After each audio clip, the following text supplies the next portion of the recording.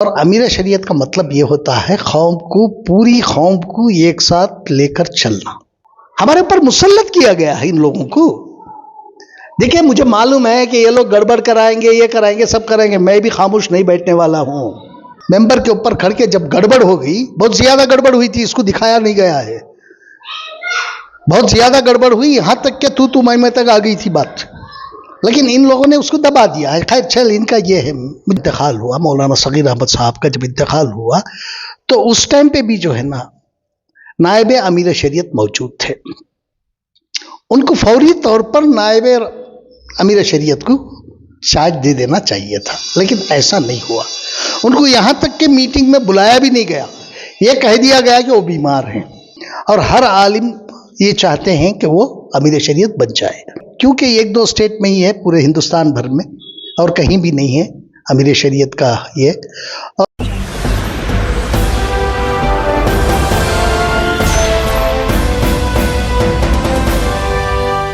नाज़रीन आदाब, आज हमारे साथ एक ऐसी शख्सियत बैठे हुए हैं जो मुल्क के मुख्तलिफ मसाइल पर, न सिर्फ समाजी मसाइल पर बल्कि मिल्लत इस्लामिया के मिली मसाइल पर भी इनकी गहरी नज़र है, और इन मसाइल को हल करने के लिए मुसलसल कोशिश करते रहे हैं।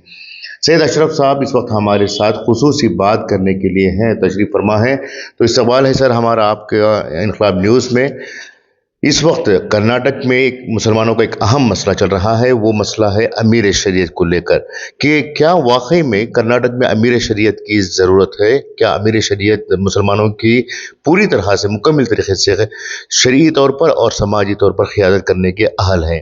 देखिए, इससे पहले भी जो है ना 3 लोग अमीर शरीयत बने, मौलाना सऊद साहब, मुफ्ती अशरफ अली साहब बाखवी और जनाब सगीर अहमद साहब। इन तीनों ने जो भी कौम के लिए काम किया, मिल्लत के लिए काम किया, वो भुलाया नहीं जा सकता। उन्होंने सारी कौम को साथ लेके चले, हर एक की सुनते थे और सबको बुला के बात करते थे, सबसे मशवरा लेके कोई फैसला करते थे।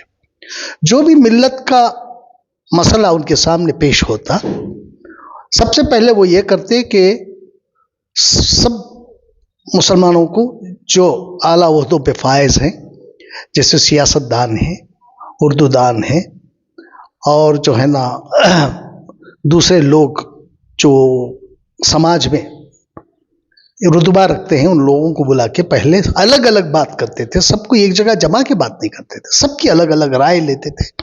राय लेने के बाद कोई फैसले, कोई नतीजे पे पहुंचते थे।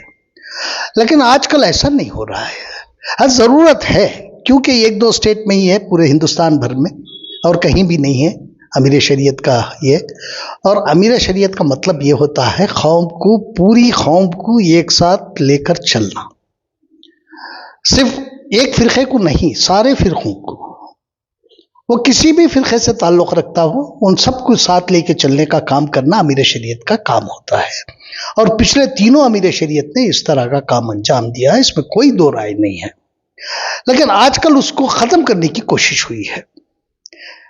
ख़त्म क्यों कोशिश हो रही है? क्योंकि हर एक जो है ना आज अमीर शरीयत बनने का ख्वाहिशमंद है, और हर आलिम ये चाहते हैं कि वो अमीर शरीयत बन जाए।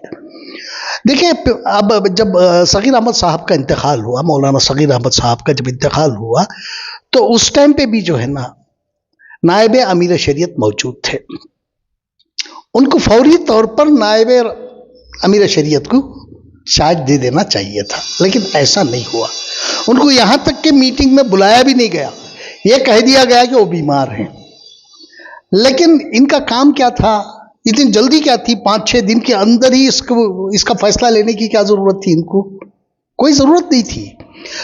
और जब नायब अमीर शरीयत थे तो तब जो है ना इनको चार्ज दे देना चाहिए था, और कुछ दिन इंतज़ार करना चाहिए था। कौन सी आफत आ गई थी, कौन सी जल्दी थी?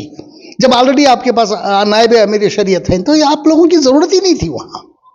उसके बावजूद भी आपने जल्दबाजी करके जो है ना 3 लोगों को इसमें मुंतखब किया। मुझे एक बात बताइए, क्या हमारा मुसलमानों का अमीर किसी एक मामूली जज के सामने जाके खड़े हो सकता है? किसको ले जाके खड़ा कर रहे हैं वहां? एक मामूली जज। और मुसलमानों का अमीर।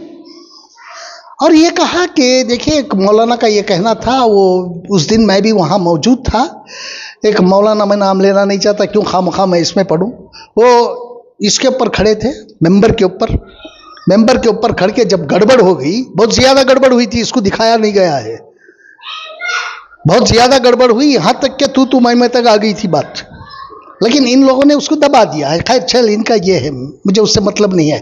लेकिन एक आलिम मेंबर पे खड़े होके ये कह रहे हैं कि जो है ना, आप सब लोगों की बात सुनने के बाद, आपके पूरे मशवरे करने के बाद जो है ना, हम इसका फैसला करेंगे। तो सब लोग बैठ गए। बैठ जाने के बाद आपने मेंबर पे खड़े होके ये वादा किया था कि सबको सुनेंगे, आपने किसी को सुना नहीं है, कंक्लूड कर दिया मीटिंग को आपने। क्यों? क्या जल्दी थी? आपको इस बात का खदशा था कि बहुत बड़ा गड़बड़ हो जाएगा वहां, इसलिए उन्होंने मीटिंग खत्म कर दिया। जब एक आलिम मेंबर पे खड़े होके वादा खिलाफी करता है तो हम उस पर कैसे एतबार करें? मुसलमान ऐसे आलिमों पर एतबार करना चाहिए क्या? हम नहीं कर सकते ऐसे आलिमों पर एतबार। लेकिन ये जो ना बड़ा गेम खेला गया है, एक और आलिम जो है ना बड़ी चालाकी से इसमें काम किए हैं, अब आप लोगों के सामने आएगा कुछ दिन में। तो इन्होंने ये किया, मौलाना शुएबुल्लाह खान साहब को आगे करके इन्होंने ये कोशिश की है कि जब मौलाना इसके पास जाएंगे, कोर्ट में इनकी तो अपीयरेंस होनी है, क्योंकि जब तक ये बरी नहीं हो जाएंगे तब तक तो इनका अपीयरेंस तो है ही। अब जब वो अपीयरेंस के लिए जाएंगे तो उसकी इतनी पब्लिसिटी करा देंगे कि मौलाना को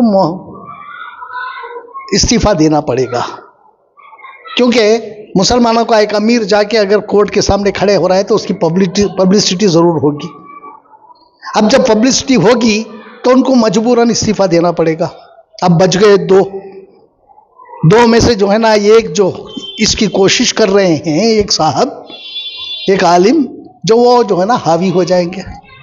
क्योंकि ये इसमें एक आलिम ऐसे है, ये कारोबारी, साथ साथ जो है ना सियासी। अमीर शरीफ ना कारोबारी मौलाना होना चाहिए, ना सियासी मौलाना। अमीर शरीफ एक बिल्कुल भी सारी कौमों को, सारे लोगों को और सारे जितने भी फिरके हैं उन सबको लेके चलने वाला आदमी चाहिए। और यहाँ तीनों जो है ना एक ही फिरके के हैं। मेरा सवाल सिर्फ इतना है कि अमीर शरीयत के इंतकाल के बाद नायब अमीर शरीयत को आपने चार्ज क्यों नहीं दिलाया? 5-6 दिन के अंदर इतनी ये करके जो है ना, गड़बड़ करके ये करने के बाद जो है ना, अब इतनी जल्दी से इलेक्ट होने की क्या जरूरत थी उसमें? और सबसे पहले ये करें कि जो एक कमेटी सेपरेट है, उस कमेटी के मेंबर कौन है जिन्होंने आपका इंतखाब किया? आप उनको क्यों नहीं लाके बिठाए उस दिन वहां? आपको बिठाना चाहिए था नहीं वहां, उनको लाके जो है ना बिठाना चाहिए था और उनको कहना चाहिए कि ये शरिया है, इन शरिया ने हमें मुंतखब किया है। कौन मेंबर है किसी को मालूम नहीं है, उसकी फहरिस्त किसी के पास भी नहीं है, सिर्फ इनके पास ही है, ये बताना नहीं चाहते। जब उनको लाके आप बिठाते वहां और वो कहते कि हम लोगों ने इनको मुंतखब किया है, तो बात वहां समझ में आती थी। ये कुछ नहीं कहा, एक स्क्रिप्ट लिख के दे दिया एक मौलाना ने और दूसरे मौलाना ने वो स्क्रिप्ट को पढ़ दिया और हमारे ऊपर मुसल्लत किया गया ना इस चीज को। मैं उसी दिन वहां कहा, क्यों हमारे ऊपर मुसल्लत कर रहे हैं? हमारे ऊपर मुसल्लत किया गया है इन लोगों को। देखिए, मुझे मालूम है कि ये लोग गड़बड़ कराएंगे, ये कराएंगे, सब करेंगे, मैं भी खामोश नहीं बैठने वाला हूं। जो करना है आप करो, मुझे भी उस बात को जवाब देने का मेरे पास भी ये है, मैं भी दूंगा जवाब। लेकिन जो है ना, जो गलत काम कर रहे हैं उसको छोड़ दीजिएगा। अमीर शरीयत एक होता है, एक रहना चाहिए। उबूरी क्या है उसमें? उबूरी के लिए तो ना नायब अमीर शरीयत थे, उनको उबूरी बना के रखना चाहिए था। अब हर जगह जाके जल से जल ये करके, जुलूस से ये करके, मुनक़द करके जो है ना अपने शाल और हार दलाने के वास्ते आप अमीर शरीयत बने हैं क्या?